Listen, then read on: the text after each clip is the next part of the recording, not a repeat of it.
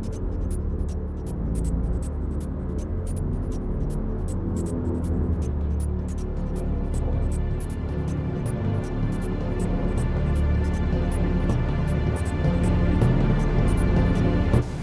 I'm Naisha McCauley, and you're watching AccessTV.org. The only way to have power is to be politically engaged, which means you have to vote. In order to vote, you must be registered. The only way to have power is to be politically engaged, which means you have to vote. In order to vote, you must be registered.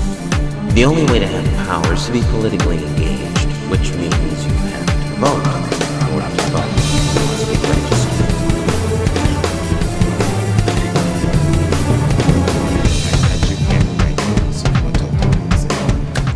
Welcome once again to One Hartford. It's time to talk about all things political. Of course, joining us today with you all out there, we've got former Deputy Chief Gerry Pleasent. How you doing, Gerry? Good morning. You making it okay? Barely. Okay, he's hanging in there. And of course, we've got former City Councilman and Chairman of the Republican Party here in Hartford, Mike McGarry. How you doing, Mike? Pretty good, but not chairman anymore. No, former chairman. Chairman emeritus or former chairman? Chairman emeritus. Chairman emeritus. I like that. But I still am Republican State Central Committee. Republican State. Okay. That's probably a lot more work and more effort if you really want to do it than town chairman. Well, you know, this is the most democratic of all districts, I think, in the United States, but and much to the chagrin of many that are out there, I'm sure. It seems like the Republicans actually might have a very good go-around on the national level in the midterms, Yeah. and possibly here even with the gubernatorial race. Let's start from the top. I saw Larson the other day. Mm-hmm. Larson said they're going to lose the Senate, and Republicans are going to be strong on the House. Now that gives Matt Corey, a Republican challenger, Mm-hmm. At least a talking point. The idea of him winning is remote, to beat the incumbent Democrat. Is this kind of like the Deep South, Mm-hmm. the old Dixiecrat days? Mm-hmm. I mean, once you're in, you're in. You're in. Like Congressman, you'll be there till he decides to go to the old folks' home. And then the state Senate that we're going to talk about is the same way. Mm-hmm. We have two incumbents that seem to be impenetrable Mm-hmm. up till now. Mm-hmm. One, of course, is Senator Coleman, Mm-hmm. and the other is John Fonfara. Now, in Coleman's case, he has a real contest. The president of the council, Sean Wooden, is taking him on. Now that should be that should be an interesting race. Now this is Jerry's. I call him. He's Jerry's guy. Let's put that one. I don't know if he use anything derogatory. He's Jerry's guy. Jerry's had lots of promise with Sean for a long time. We've had lots of conversations about Sean.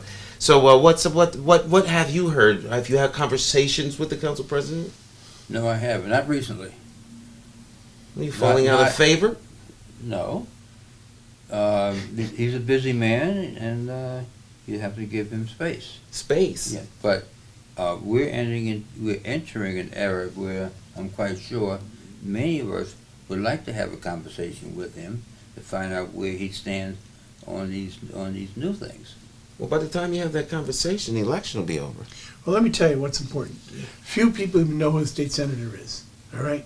If you live in the northern part of town, it's probably Coleman. Mm-hmm. If you live in the southern part of town, it's probably Fonfara. Both of them have been around for a long time.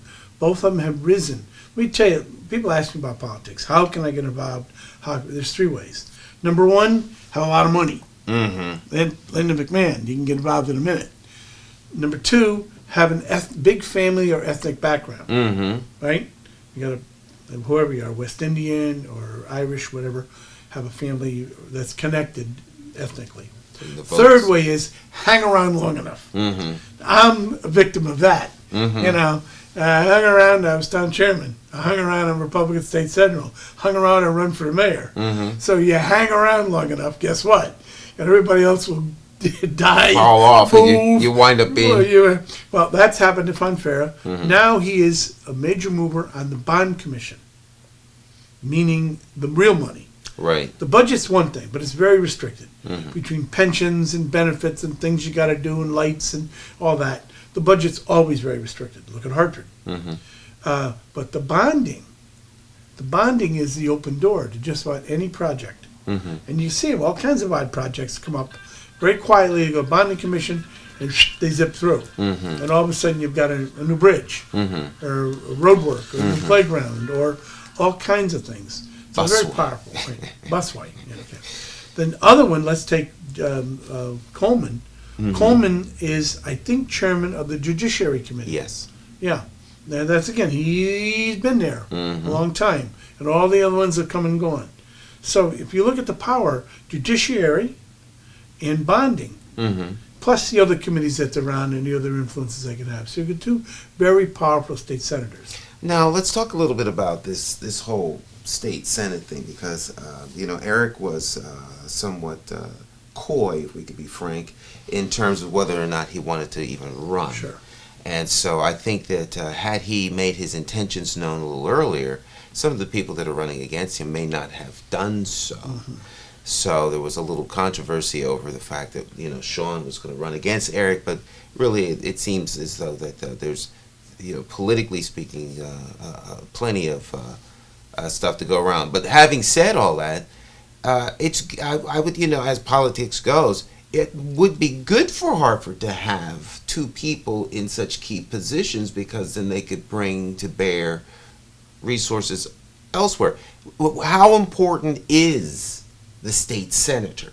Very, very important, because it looks as though there's a contest anyway for governor. And if we have a Republican governor, which is, I would say, a 50-50 shot at this point. I was at the convention. I was there at the Republican convention, and I watched the build-up for Foley. The real build-up at these conventions is the vote switches. You have your vote, your first vote, and it's so many for this or so many for that one. Then you have your vote switches. Then it gets exciting, because then you're going to see if the guy who's ahead builds up his momentum by people going from the odd candidates that got just a few votes, piling on to him. And that happened to Foley. He piled on close to 60%, which is pretty good.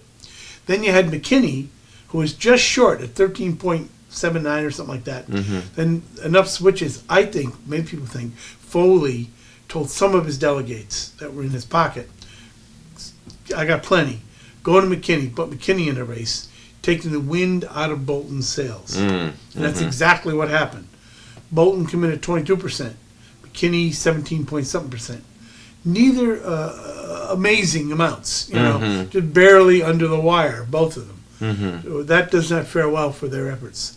So you got a lot of momentum now for Foley, even though his speech, quite frankly, was, I won't say boring, I won't say downcast, but certainly not exciting. I think maybe he's trying to contrast him with Sharp Elbow Malloy, which the current, you saw that article? Sharpening the elbows, So I think he came in, like this compared to like this. Okay. McKinney came on a little later, pushing this guy Walker for lieutenant governor, nominating him. He came out, oh, rah, rah, rah, It was a pretty interesting convention to be there, But I hate going to the casinos because the cigarette smoke. I mean, I'm writing a letter to the CEO of the Mohegan Sun saying, I'll never go back because of the cigarette smoke. You hardly ever see that talked about. Maybe it's because the media relies on them for advertising, but boy, it smells sour cigarette smoke in the whole place. Oh, so they allow smoking everywhere then? Well, not everywhere, but I don't care where you Definitely are. on the casino floor. If you had one person smoking in your kitchen, you'd smell it here, right? Well, I'm allergic to cigarette smoke. Well, so I could smell one cigarette per per stadium. Yeah. But now, let me ask Gerry about Alyssa Peterson. She's now talking about running against Fonfara, gathering signatures. Have you talked to her about that? I just this week made conversation with Miss Peterson, and tomorrow I'll be meeting with her, and I'll have a better idea where she really stands. So rather than to put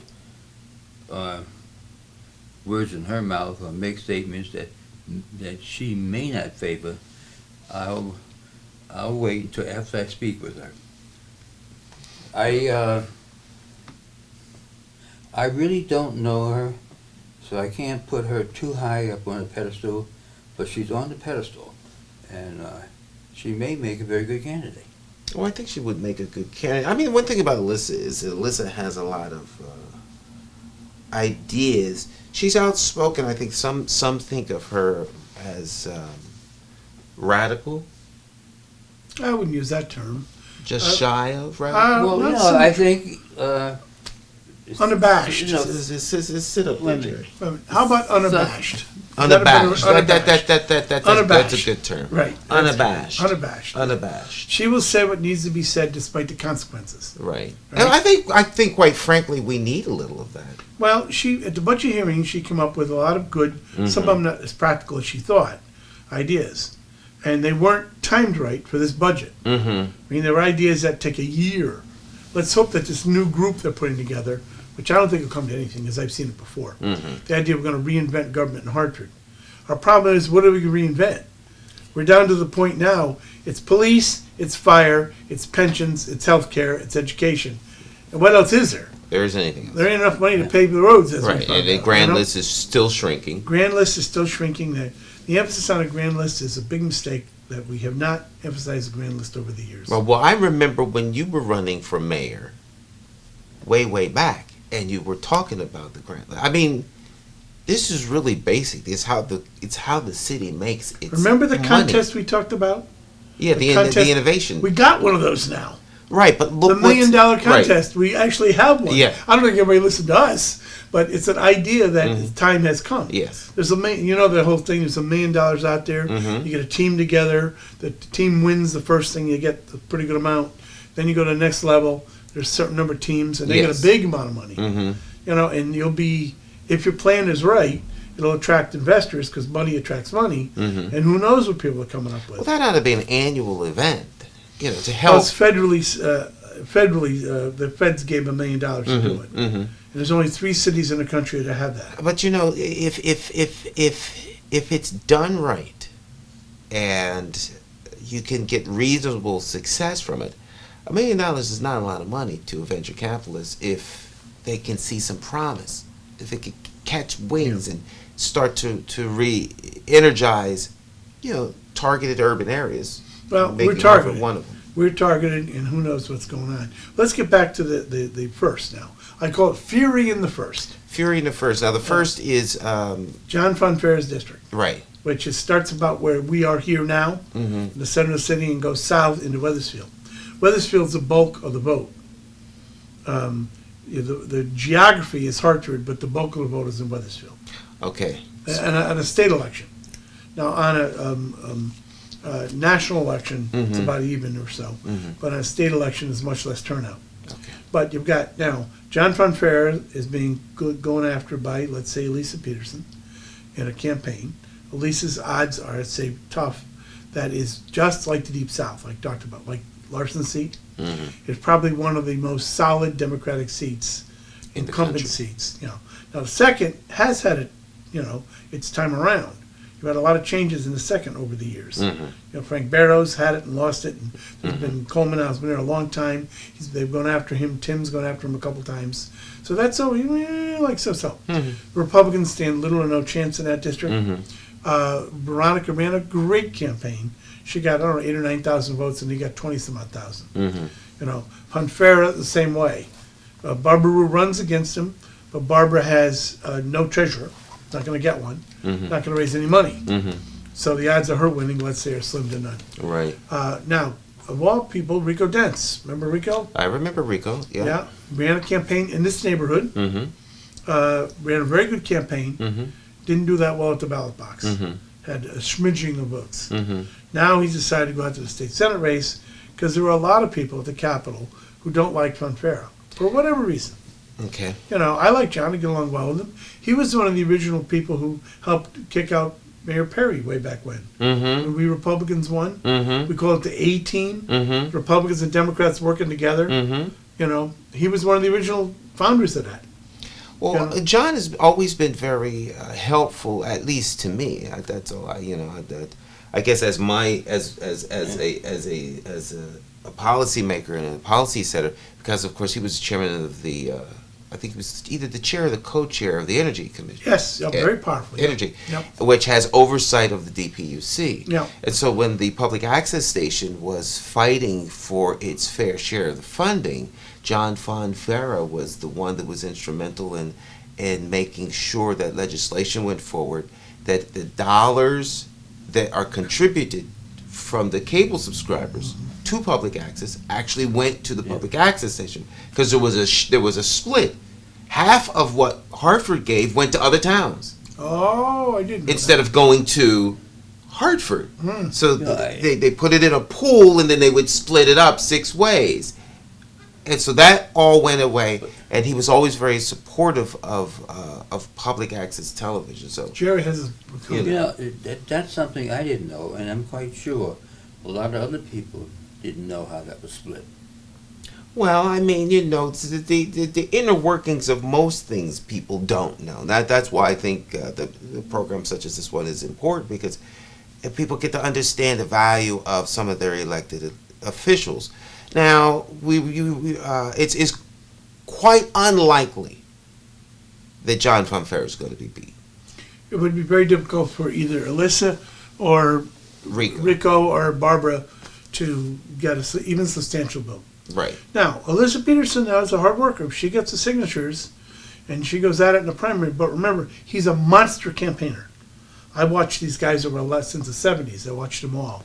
I've never seen anybody as diligent a campaigner as John Fonfara. If he thinks he has one chance in 20 of not looking good election day, he will be out there like a monster campaigning. I mean, you can't believe it. I mean, he's out driving his staff, making sure things get done, putting the signs in himself. Really, he is. Sleeves rolled up. He's man, out there. He'll go into the retail mode. Yeah. Knocking. That's right. He's And got his own pressing business. hands. He can do it. He's very well liked also. Yeah. Well, He's you been know, around a long time. And again, remember I just told you, you're around for a while. You do gather favors and friends, and of course all the lobbyists. He'll get the money that he needs. Probably has it already. Mm-hmm. You know, that's really an unfair thing. Let's talk a little bit about this funding thing. This is so ridiculous. The funding. Well, thing. the incumbency funding. Yeah, well, it's a incumbency funding because it's so easy for them to raise that amount of money to get started with. Right. The state senate race is 15,000. House race it's 5. For someone challenging, man, that's a lot of work. Then even if they get the money, the two of them get the money in an urban district where the guy always wins 10-1. Why does he need the bulk of that funding? Why does he need all that? He's going to win anyway. Mm-hmm. So it's really a kind of a slush fund. Yeah. To hire relatives. I mean, why Right, not? right, I know right. if it were me and I was running for state senate and I had $75,000, I'd hire whoever's out of work in my family, put them to work in my campaign. yeah. Completely legitimate. Why Yeah. not? Why hire somebody you don't know when you can hire somebody you can Right. trust, supposedly, you know? And it's just, here you go. Yeah, it's here you go. Well, they watch you pretty. You've got to be careful. Well, yes. Well, I shouldn't make it seem quite so trite. What I'm attempting to say is that as an incumbent, you've got the machinery already in place to raise the money. You've got all of the connections, so Yeah. it takes very little effort to reach in and qualify. And you're already For well that known. money. You send the franked mailing they get a couple times a year. Right. Your name's in a paper all year long. People come to you for favors, Mhm. the legislation, and yeah, you have that advantage. The idea that they both get the same amount of money, it just seems to be, especially in some of the urban districts, it's kind of a huge waste of taxpayers' money, the whole thing. Maybe on both sides. You're running and your odds of winning are 50-1. Mhm. I mean, you're going to lose 10-1. Mm-hmm. You're going to use all that money for what? You know, signs where you have no chance to win. Then the other guy, the guy that's in, gets all this money and he doesn't need it. So, but now in districts where it's close, the best run towns in the state of Connecticut are towns where it's close. You have Republicans and Democrats. Mm-hmm. You know, it's funny, Fonfara is considered a very conservative Democrat, Mhm. always has been. He got on the working families line. What's that? You know? That's that Democrat. The Democrat label gets you on the line. Well, Or working families is very agenda driven. yeah, that's right. So, they will actually support a Republican if the agenda serves them. Well, I've never seen it. I guess there's a chance for that. Right. In theory, but they're very agenda driven. They have no allegiance to anybody but themselves. Well, it's just politics. So, But it's a group of union leaders who pick the candidates. Mhm. You can't be a candidate if the union leaders don't give you their blessing. And that's what it is. It's a union party. It's a labor party. That's I think it's a conflict of interest. There's no question. Hey, Working Families Party, come after me on this. All right? If you're Working Families Party, come after me. Isn't it a conflict of interest for the inmates to run the asylum? It certainly is. The 3 Working Families people now in Hartford have somewhat of a veto, working with a couple Democrats, over anything in changes in city government. Who are they there to protect? The union people. Well, that's very true. And in fact, if it were not for the Working Families Party, the current council president would not be the current council president. That's right. And so he's the council president not as a result of being a Democrat. He's the council president as a result of the 3 working families. That's right. So they made a Concordat. Right. Concordat. So, And for them to say we're going to have a budget coming up with no layoffs, not even a threat of layoffs to the unions to get them to get in line, it's silly. The only way they're going to be able to reset government is to, yes, reduce the workforce. There's no other way. What else is the money spent on? well, you have to reduce. And we just gave that away in this budget. We said no layoffs. Mhm. Well, how can you? First of all, you can't close firehouses or police substations without the union contract. Is that correct, Gerry? Changing the contract. Do we need? Let's look at it sensibly. Now, do we need substations and firehouses? I Well, think that they should be combined. Jerry, you know about this. Should we have substations and firehouses? Cheek and jowl? I cannot speak for the fire department, but for the substation, yes, we do. There's one thing I do in my spare time, just to keep abreast of things. I do crunch numbers across the board. When I say crunch numbers, the broad spectrum of crime in the various neighborhoods. Yeah. And tell the people who live in a certain neighborhood, who are being plagued by car breaks, home invasions, and other things, that they don't need that substation. You will receive an argument. All right. Well, I That's mean, what I'm asking you may receive an argument because they're being directly impacted, but is the substation's presence deterring that kind of activity? I think that if you're going to have a substation, why not have the substations where the fire departments already are? In the West and other new communities, now they have an advantage to us because they're planned well, and you don't have usually a lot of multifamily. If you do, it's pretty well put together versus some of our older buildings. And they have they call them public safety officers that are cross-trained. Mm-hmm. You have some police, some fire that are experts. Then the vast majority of the personnel is trained both ways. That makes sense. Now, that would never happen here. The unions would never allow it. Right. And again, we have problems these new cities don't have. Mm-hmm. But the new cities created kind of from scratch. Mm-hmm. They don't. It works great to be trained both ways. Again, they're almost all new buildings, so you don't have near the fire problems. Right. But you got a fire department, and they're well laid out, so you don't have the geographical disadvantage our police do. Mm-hmm. You know, so I see why it'd be difficult to do here. But Imagine the cost savings when you have cross-trained people. You know, they're trained in emergency care, mm-hmm. they're trained in police duties, they're trained in fire duties, and they're available for all those all the time. You know, if you need an overtime guy and he's not available, you know, the firemen can work the streets like our cops do. Our cops are stretched out with MDC now, right? They're really stretched. Yeah. A lot of them are working 2 jobs, correct? You know, Jerry.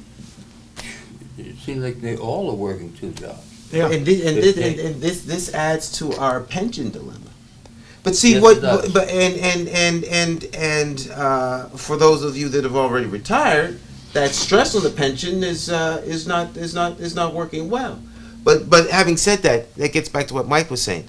If you have the controlling policy setters entering the debate or the discussion with an upper hand in their favor, you can't even put it on the table to discuss whether or not there should be cross-training, to discuss whether or not you could use some of the firehouses as precinct houses, because the unions have it as something that it's a non-starter. And they got 3 foxes in a chicken house. Right. It's certainly conflict of interest. There's no question it's conflict of interest.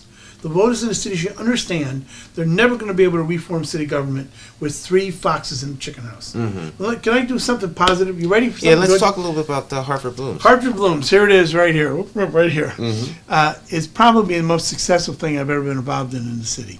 And It's the 20th anniversary. yes, it's 20 years of the Pots, and you know the whole story. We started the Pots 20 years ago, and the awards and all that, and the trees now going all over the city. Well, this week's Hartford, the magazine that comes out in the Current and given out, that has a great story called Hartford Blooms. Nice. Isn't this great? Nice. It's a nice issue, nice story. This story, or a version of it, will be in a tabloid in the Current, Okay. in the Hartford News, in the East Hartford paper, in the Windsor paper, the Bloomfield paper. This kind of information will be all over the place. Look for it, you know. Now, we, Hartford Blooms, will be publishing a booklet like this. This was a Buffalo booklet. Buffalo does the best of its type in the whole country. In terms Now, of citywide it's sort of a gardens. Citywide garden tour. 350 different gardens on one weekend. 1,000 gardens over 6 weekends. Wow. But Buffalo is much larger than we are. See how wonderful this is? How they've done this? Well, we're doing the same thing, but in this larger format, Okay. in the magazine format. It'll be 8.5 by 11, 7 by 10 large matter, with all this kind of information, maps, pictures, tours, the whole thing. This is a 9-day event from the 21st to the 29th, starting with the library, with the Rose Garden, and the library the first day. You know, have all kinds of things, and then all the rest of the week, the different neighborhoods, one day after another. Each neighborhood will be highlighted. This neighborhood, right around here, will be highlighted the first Monday, which will be, let's see, 21st, 22nd, 23rd. The 23rd will be this neighborhood. You'll be able to walk up at a cold dome. You know, you'll be able to see some wonderful little hidden gardens all over the city. That'll be the first day. But see, much of this stuff is open all week. When we do our grid, the grid will say all these things and when they're open. For example, you can go to see the Colt Dome, see the Charter Oak Place Gardens, and then go to the Rose Garden because it's open all the time, or go to Cedar Hill Cemetery because it's open all the time, or go up, go here, go there. Walk down Ashley Street. Can't Okay. close the street. Walk down Columbia Street. So if you spend all day at it, you can go all the different neighborhoods. If you want to be relaxed about it and do a couple things, have lunch, a couple things, and go home and come back the next day. The booklet, like this, will be $10. It'll be a large format booklet. And that $10 booklet is your key or your wristband or your stamp for the whole week. See, we don't want to bother taking attendance and all that. Right, right. Too much trouble for the effort. Right. The number of books we sell will tell us how many people are involved. 2 people per book. If you and your wife get a book, which you'll get one, you'll get a booklet. That booklet, you and your wife with the kids can go wherever you want to go. You know, as many times as you want to go for 9 days. That's the key, to get people involved. Okay. So we build a constituency this year with a great program. Wait till we see next year. Buffalo won this international award for its efforts. There it is, the Garden Tourism Award, international promotion from the International Garden Group. Well, you know, gardening is a huge interest of it. There's national gardening shows. It might be interesting, you know, perhaps next year to see if we can't get one of the garden shows to actually broadcast. Yep. Maybe from like the Colt Dome or something like that. Yeah. During the Buffalo has gotten so much national publicity about its efforts. People think of Buffalo as snow and beat up town. Well, it was. Now it's pretty beautiful. Jerry, what's your opinion on this? I agree with you on that, but also I think you should note that you may be surprised how many other cities of similar size have little programs like this with gardening and other things, and some of the things they have produced is like a showcase. Yeah. It's well worth the short trip or even a little longer trip to go and observe. Well, Buffalo, I happen to know the fellow who does their PR out there for their tourism agency. His neighbor had 40 people visit his house, 46 states and 18 countries. Wow. Visit this guy's house. And this is not a garden like our West End gardens. It's a very nice garden, kind of a suburban style street with a very nice garden. But you want to see some of these West End gardens, they take your breath away. They're absolutely gorgeous. Let's talk about the governor's residence, the Rose Garden, the law school. Let's talk about it. 50 houses in the West End are going to have plaques explaining the houses. 50 of them. I'm amazed at the interest my daughter has taken in things like this. Yeah. Her property and plants and things is a damn showcase. I didn't send her to any agricultural institute. Well, you don't necessarily need to go to an agricultural institute, but the gardening is something that has sustained this country over the years, and there's people who absolutely love gardening and get great joy out of it. Yeah. Unfortunately, though, we're out of time, so we'll end on that note. If you do have some extra time, we did cover the garden party that launched, little Hartford Blooms kind of pre-party, if you will. But that's on the network, so check that out, and perhaps we'll bring you some more insight as the actual gardening thing unfolds. So we'll see you next time right here. Have a good one.